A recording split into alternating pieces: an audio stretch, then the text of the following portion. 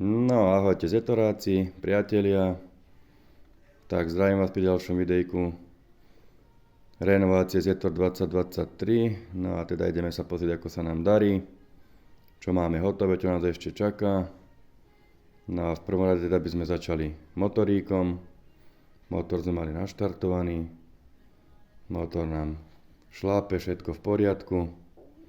Boli tam nejaké malé netesnosti, čo sa týka podložiek na holendroch a tak. To sme podotahovali, vyriešili, takže to je v poriadku.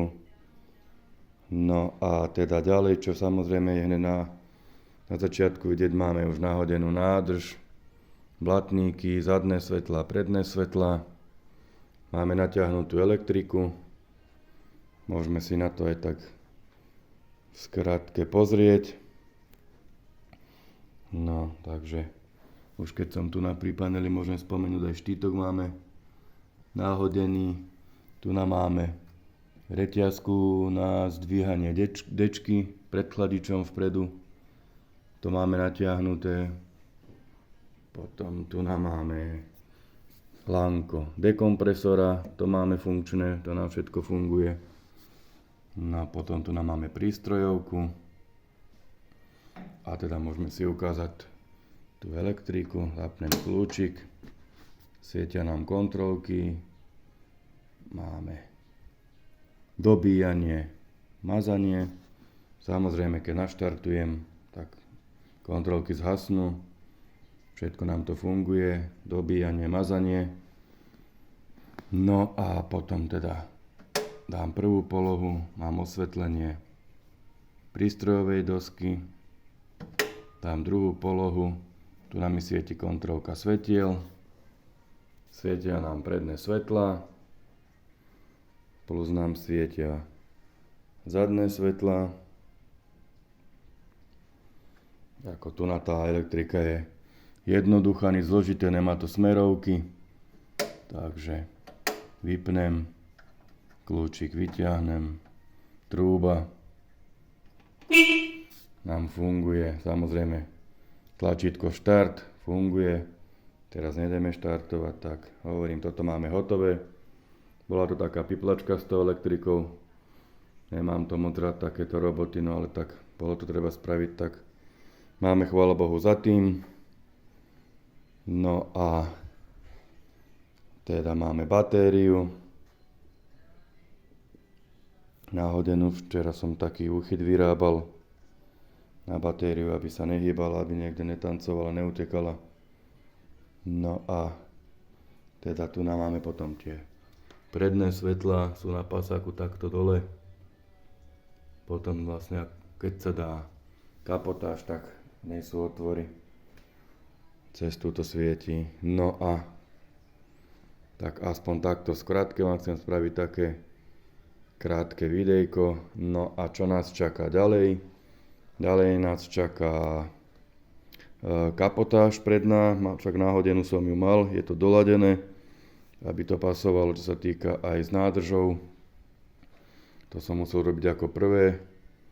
No a teda do kapoty treba dať tú prednú mriežku, náhodiť plus tam náhodiť logo Zetor 2023. No a s tým sa treba ešte pohrať, potom tu na dopredu idú také lánka, ktoré tu držia kapotu, keď sa otvorí.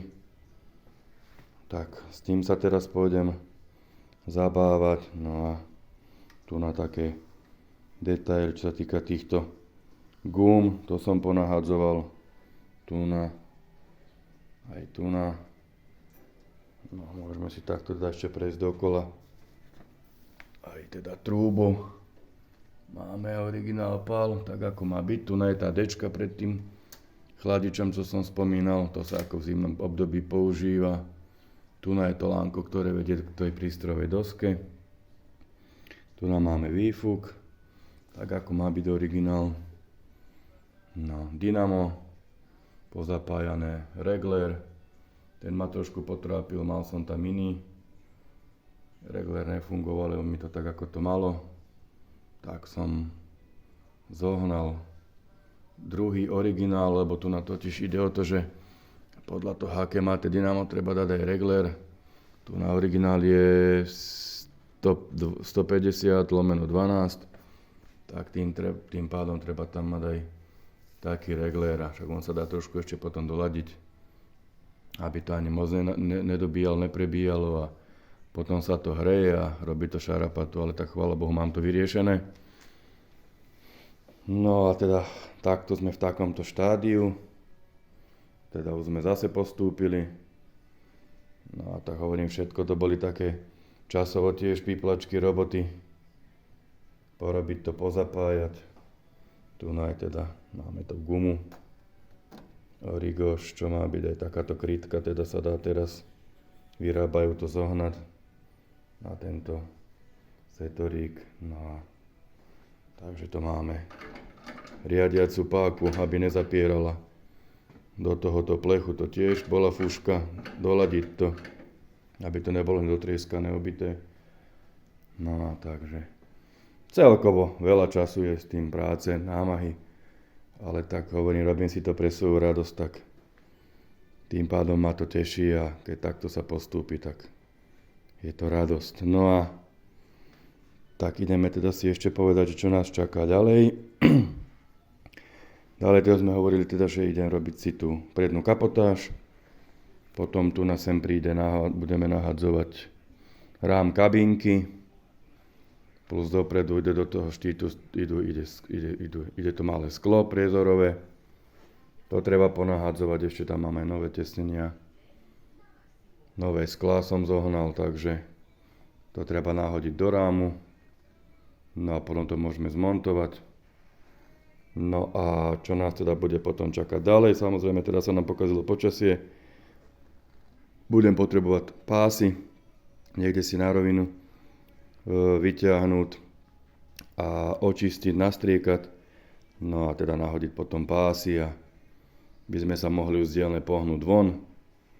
A teda taký je postup ďalej. No, uvidíme, ako sa nám bude dariť podľa toho. No a ešte teda vám chcem ukázať jednu takú vec, čo som dostal. Mal som nedávno jubileum a teda kamarát môj, veľmi zručný, šikovný, tak ten mi spravil takýto darček, čož ma teda veľmi potešil. Toto mi vyrobil sám vlastnoručne. Takýto pekný obraz, tak som si ho tu hneď do dielne zavesil a tiež mám z toho veľkú radosť. No a tak, asi takto, teda v skratke som vám chcel ukázať. Dlhšie som sa neozval, teda ako sme postúpili, ako sa nám darí. No a teda tak vás všetkých pozdravujem. Teším sa na ďalšie videjko, keď už budeme z dielne vonku. Keď nám bude pásačík vrčať, budeme ho testovať, skúšať a budeme sa z neho tešiť. Takže pozdravujem vás všetkých, majte sa pekne, ahojte.